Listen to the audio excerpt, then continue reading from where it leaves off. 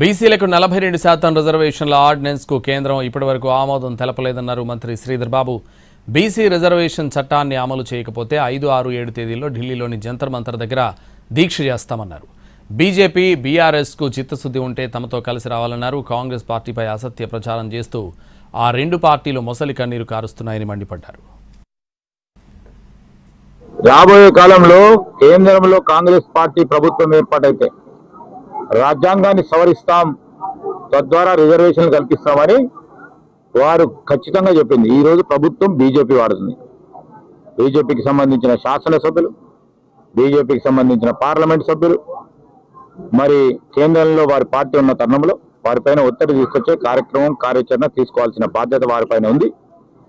మొసలి కన్నీళ్లు కారకుండా బీజేపీతో పాటు నడుస్తా ఉన్న టీఆర్ఎస్ వారు మీరు కూడా ఒత్తిడి తీసుకొచ్చే కార్యాచరణ మాతో కలిసి రండి. మీకు ఏమైనా చిత్తశుద్ధి ఉంటే ఈరోజు మేము చెప్తా ఉన్నాం, ఈ వర్గాలకు సంబంధించి రాబోయే కాలంలో